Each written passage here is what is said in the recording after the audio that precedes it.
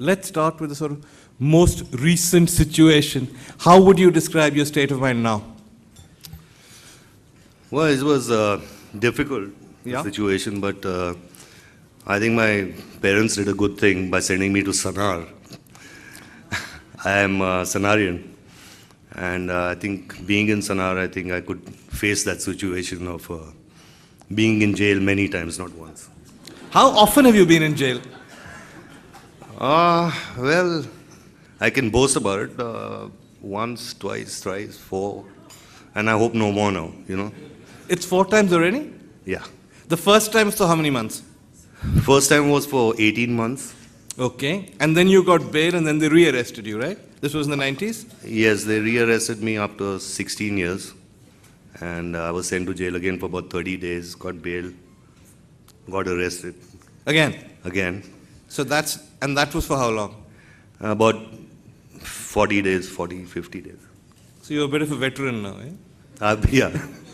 All right. Now, if you go through the things that you've gone through in your life, starting with what I think, because you're a sensitive boy, what affected you quite a lot, the death of your mother in such tragic circumstances, that battle with drugs, which you've talked about at length, and then most recently, this episode. What has been the biggest challenge, the biggest trial in your life? Well, it's, it's not easy to be parentless. You know, it's difficult to live without parents, and lost my mother when I was very young.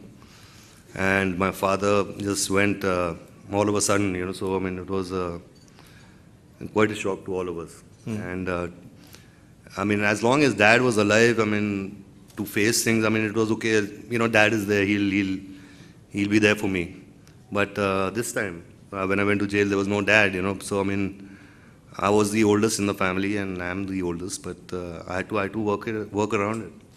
And thanks to my lovely wife and my family that I pulled through this too. I want to talk a little bit about the period you were in jail.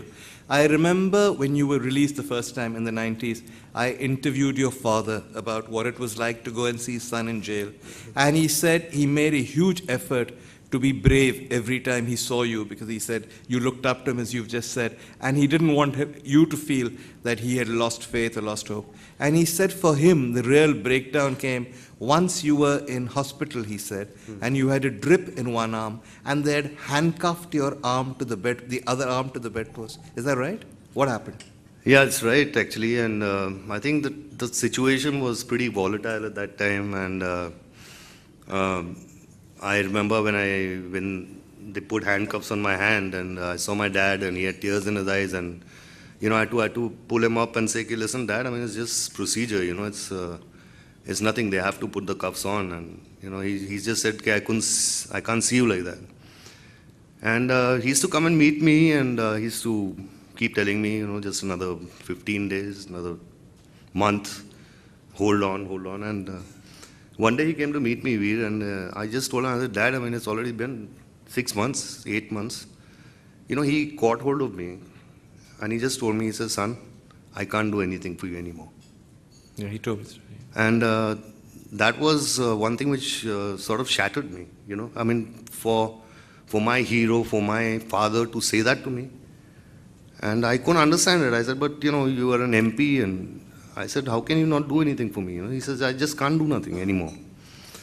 And then that, you know, I don't know, I fell ill, and they had to take me to the government hospital. But I was in the ICU, and I had these drips on my hand, and there were about 10 police people around me with guns, and they had me handcuffed onto the bed. And I was worse than Osama bin Laden, I think. That's what he said. And he said you were really ill, your wrists were thin. He had never known his son to look so bad, so ill. He said, "I was wondering if the boy would survive. They seemed to think he would escape. They had all these guys with guns around him." Absolutely. It was, I think anybody could break down in that situation. I mean, he could lose his sense of balance, sense of everything. But I think it's just my dad and God and mom and everybody who really helped me go through all this. There's a story about your first stint, which is that in an effort to keep yourself sane, you adopted a bird. Is that accurate? That there were sparrows that used to come by your window? Yeah, there used to be one particular guy who used to come and When you say guy, you mean a sparrow? the sparrow, yeah. And yeah, it took about 3 weeks for the sparrow to come and eat out of my hands and sit on my shoulder and stuff like that. And there was another interesting thing. There used to be a big rat. So we started calling him General Saab. Because, because he used to enter from the gutters, and I swear he used to enter at the dot of 11 o'clock. I mean, we used to know it was 11 in the night. And at 12:15, exactly he used to leave. Really? Yeah, that's unbelievable. And I A used to rat ask- with an alarm inside him. But, How yeah, big? A huge guy like that. Like a bandicoot. Yeah, like a bandit. And he used to come and make his home in the gutters and come and He say, used to come straight into the yard and go into everybody's cell and stuff like that, pick up his food, and he used to say bye after an hour and 15 minutes. The other thing I remember about that first phase in jail was the number of convicts people, actually they weren't even convicts, they were under trials, because none of you were convicted of any crime at all. There were under trials who were there often without any reason, often because they had misread the papers. And some of them who I interviewed later told me that you would actually help them, you would look at their cases, you would look at them. Describe that experience to me. Well, I was with some Sardars in jail in Thana, and there was one guy called Pyara Singh, and we used to call him Tau. And he was there 9 years, and I said, let me look at your case, what it is, 9 years. Yeah, and under trial, and he was caught for possession of a firearm which had a license. He was a license holder. And I told him, I said, what the hell are you doing in jail? He said, my lawyer is doing that. I said, call your damn lawyer, So I called his lawyer to my court, and I warned him. I said, if you don't do it, I'll go to the press, And he got bail right away. So what, the lawyer was sort of making money off Yeah, him? yeah, he was making money out of it. Did you see many such instances of injustice? I mean, everything is injustice. Explain that. I mean, it's something really funny now I want to tell you is that there's one guy in my case, and here I was for 9 months कि मैंने क्या किया है यार, मैंने तो कुछ किया ही नहीं, मुझे क्यों जेल में डाल दिया? तो he says यार आप केस पढ़ते हो तो मेरा भी पढ़ लो. तो मैंने बोला आपने क्या किया है? बोले कि मैंने कुछ नहीं, मेरे बाथरूम के अंदर 50 हथगोले थे और 200 गोलियां थी और 25 AK-56 थे. बस. मैंने बोला अगर ये बस है तो मैंने क्या किया? One of the things people who've been in jail say that at least part of the process of putting people in jail, often even before they've been convicted, is to sort of make them feel less like human beings, to dehumanize them. Would you agree with that? I absolutely agree with that, Veer. I mean, I see jail as a reformatory center. I mean, it's not a place where you make an innocent man into a criminal. I mean, that is what happens in the jails in our country, I mean, the jail manual is 100 years old. 100 years old? 100 years old. It's not been changed till today. And that was for the British to prosecute the Indians. It was to break our will, basically. Break our will, treat them like dogs. And that is yet going on. Me being an Indian citizen, I mean, why should I go through it? Give me an instance, the kind of thing that you went through. I mean, like Independence Day. I mean, I'm an Indian. I'm proud to be an Indian. I'm proud that we got independence. I mean, why do you want to lock me up at 12 in the afternoon till next day 7 in the morning? I mean, why? I mean, I want to celebrate Independence Day. The jail manual says that people should be locked up on Independence Day from noon till 7 the next morning. It says on any holiday. On any holiday, including Independence Day. Including Independence Day, Diwali. I mean, for what? Why? I mean, I don't know. I mean, they just lock you up. And I mean, I raised this question to the jailer. I told him, I said, why do you want to lock us up? I mean, we are happy that it's Independence Day. We want to be a part of the celebration. He's saying, but it's in the jail manual. I mean, I didn't have an answer to that. Plus, there's so many other things. I mean, like when you come in, they give you a plate and a mug. So I just told him, I said, भैया कुछ चम्मच वम्मच है क्या? बोले नहीं, jail manual में नहीं है चम्मच. So it was this kind of moronic small thing. No, but see, I sort of understood this. Why?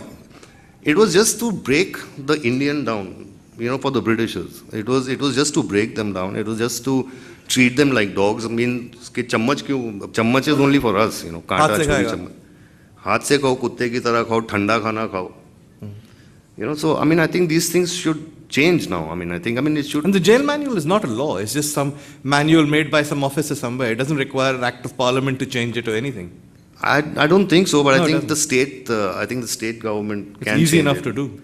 And it should be done. I mean, I can't meet my spouse. I can't meet my lawyer. How do I fight my case? But you can meet your lawyer surely in jail. I can, but briefly, for 2 minutes. Yeah. And that also in that cage, and I can't talk, and there's these cops standing all around you. And how do you discuss your case? What about your wife? No, once a month. A person who's convicted can meet his spouse once a month, For how long? half an hour. And, That's it. And that is also a special meeting. Favor. If she comes to meet me. But for a normal convict, a normal person, it's in a room, 20 people at a time, 20 people meeting 20 families. What purpose does that serve? Nothing. Okay. I see your wife in the first row. Can we give her a microphone? Don't you ask me any questions. Okay? No. I'm going to ask her because, we've all read about her. I don't think many of us. If you stand up, we can actually see you better. For the cameras also.